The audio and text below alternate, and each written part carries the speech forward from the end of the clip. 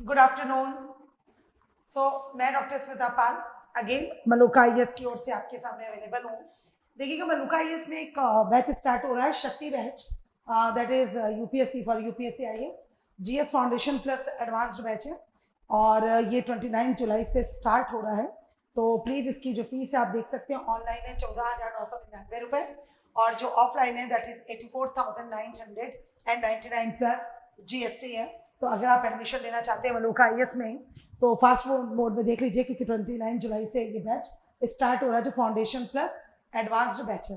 देखिए, आज का जो हमारा टॉपिक है आपको पता है कि मैं ऐसे टॉपिक्स पर वीडियोस बना रही हूँ जो हमारे स्टूडेंट्स के लिए बहुत इंपॉर्टेंट है।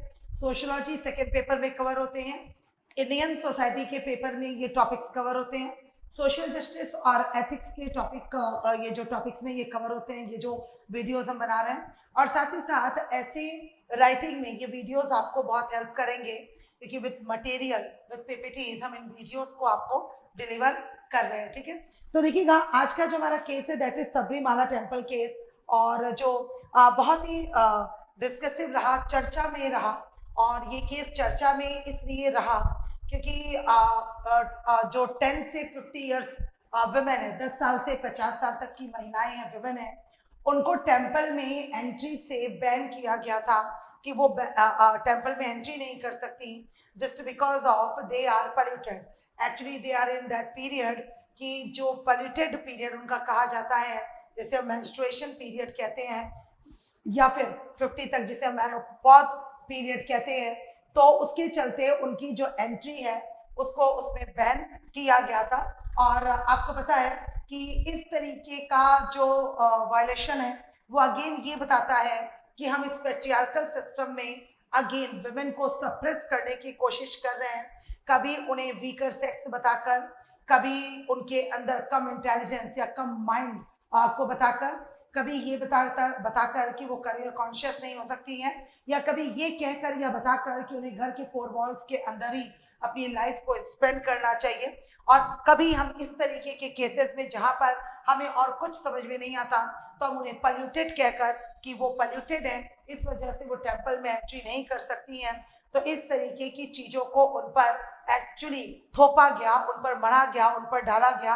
और अगेन वही बात है कि जो मैं हमेशा कहती हूँ कि supreme court, honourable supreme court हमारा वो ऐसा एक कोर्ट है, हमें थैंकफुल होना चाहिए अपने सुप्रीम कोर्ट का कि कम से कम जो ऐसे बैरियर्स हैं या जो ऐसे बाउंडेशंस हैं जो कहीं ना कहीं किसी भी क्लास, क्रीड या कैटेगरी या किसी जेंडर की डिग्निटी को, उसके सेल्फ रिस्पेक्ट को कम करता है, वो कहीं ना कहीं उन पर अपने टफ से टफ वर्डिक्ट देने का काम करता है। तो उसी तरीके का जो सबरीमाला टेम्पल इशू है that is located in the forest of Western Ghats in Kerala's Pathanamthitta. Okay, तो ध्यान दीजिएगा, Pathanamthitta district. The hill shrine is dedicated to Lord Ayappa and is managed by the Travancore Devasan Board TDB. Okay, तो जो God Ayyappa का temple है वो temple है Sabarimala actually, और वहां पर ऐसा माना जाता है कि जो गॉड अयप्पा है वो रहते हैं। और the Sabarimala temple prohibits women aged between 10 to 50 years from entering the shrine. तो मैंने आपको पहले ही बोला क्योंकि इस पीरियड को उनका polluted पीरियड कहा जाता है, तो बोला गया कि उनके एंट्री को वहां पर बैन किया गया। It is said that its deity Lord Ayappa is a monastic brahmachari and that allowing young women to enter the temple would affect the ideal celibacy and austerity. तो सेलिबेसी को, उनके ब्रह्मचारिता को, उनके ब्रह्मचर्य को वो कहीं ना कहीं कम करेगा, उनकी पवित्रता को कहीं ना कहीं कम करेगा, क्योंकि गॉड अयप्पा जो है वो ब्रह्मचारी है ना, और उनकी सेलिबेसी वहां पर कहीं ना कहीं कम होती है। और जो विमेन है 10 to 50 इयर्स ओल्ड, उन्हें वो पल्यूटेड है क्योंकि वो मेंस्ट्रुएशन पीरियड या मेनोपॉज में है, और इस वजह से उनकी एंट्री को बैन किया गया। अगेन सबरीमाला टेम्पल इश्यू में the Travancore Devasan Board has said that the prohibition on women of menstruating, देख लीजिए आप, menstruating age from entering the temple is a part of essential religious practice of Lord Ayappa devotees. The petitioners have argued that the ban enforced on menstruating women from entering the Sabrimala shrine does not constitute a core foundation of the religion. Again, preventing women's entry to the temple with an irrational and absolute notion of purity offends the equality clauses in the constitution.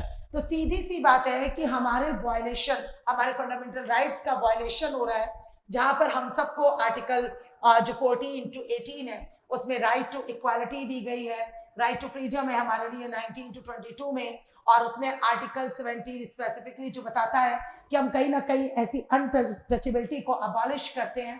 पर again इस तरीके के ban या इस तरीके के barriers कहीं ना कहीं ये बताते हैं कि आज भी वुमेन को सही तरीके के राइट टू इक्वालिटी से जो फ्रीडम है वो सही तरीके से कॉन्स्टिट्यूशनल राइट्स होने के बाद भी अवेलेबल नहीं है, और आज भी वुमेन को उन सारी चीज़ों के लिए उतना स्ट्रगल करना पड़ रहा है, संघर्ष करना पड़ रहा है।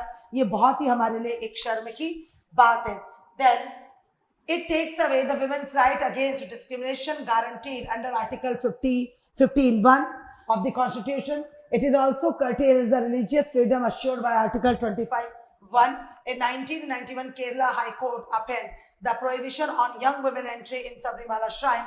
The High Court had pointed out that the monastic brahmachari nature of the deity was a vital reason for imposing the restriction on young women. तो केरला हाई कोर्ट भी इसको सही ठहराता और बताता है कि एंट्री जो है वो बैन की जाएगी। Argument to lift the ban on women's entry, तो देख लीजिए वही चीज है। तो किस तरीके के आर्ग्यूमेंट्स आए, तो मॉरल आर्ग्यूमेंट, जो सबसे पहले एक मॉरल आर्ग्यूमेंट है, that is why would God discriminate towards women on the basis of a natural phenomena.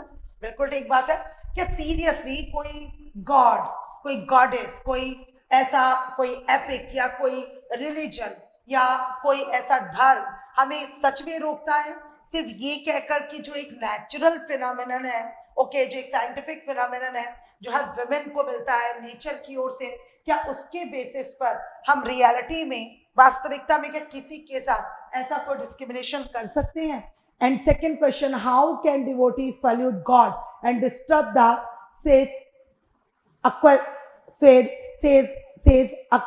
Austerity?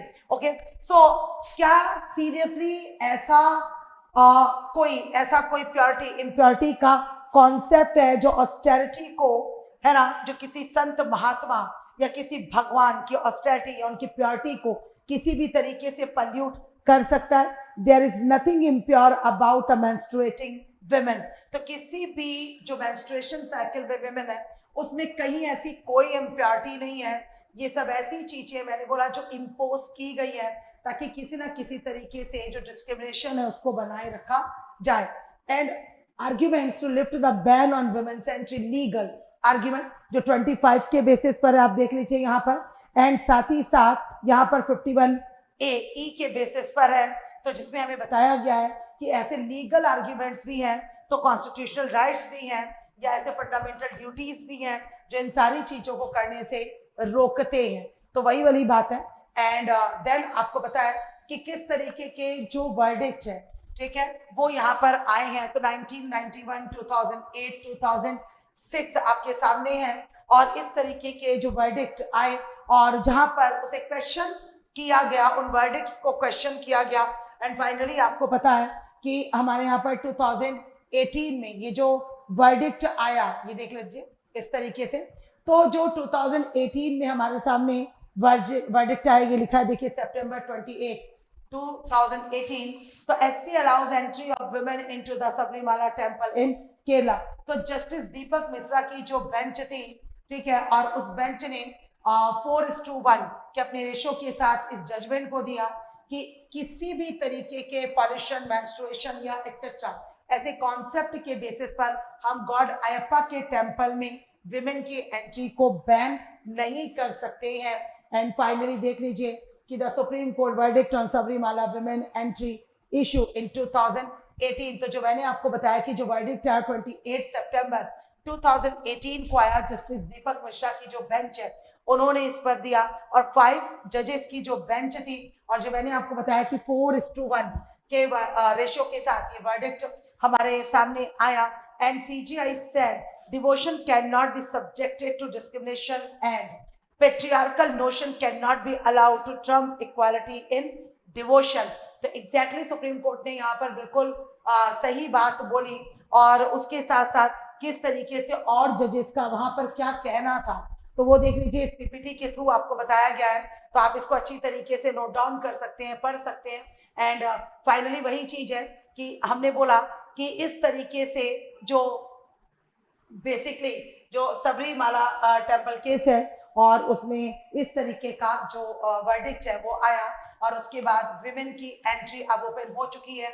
और वही बात है फाइनली कि हमारे ऑनरेबल सुप्रीम कोर्ट ने अगेन एक ऐसे लॉज जो कि जबरदस्ती या जबरन विमेन पर थोपे जा रहे थे किसी पेट्रियार्कल माइंडसेट के साथ, या इस तरीके के माइंडसेट के साथ कि जहां पर विमेन को कहीं ना कहीं मेन के कंपैरेटिवली कम समझा जाता है, तो अगेन सुप्रीम कोर्ट ने 2018 में इस तरीके का वर्डिक्ट देकर ये प्रूफ कर दिया, अगेन ये सिद्ध कर दिया, साबित कर दिया कि आज भी जो सुप्रीम कोर्ट और जो हमारे कॉन्स्टिट्यूशनल लॉज हैं, जो प्रोविजन है, वो सबसे ऊपर है, उनके दिए गए फंडामेंटल राइट्स अगेन सबसे ऊपर है, और किसी भी कास्ट, क्रीड, जेंडर एक्सेट्रा की डिग्निटी को या सेल्फ रिस्पेक्ट को ऐसा कोई भी सोशल इम्पोज जो कि सोशली या सोशल स्ट्रक्चर के थ्रू हम पर जबरदस्ती थोपा गया है, हम उसको कभी भी आगे बेयर नहीं कर सकते या उसे बढ़ा नहीं सकते हैं।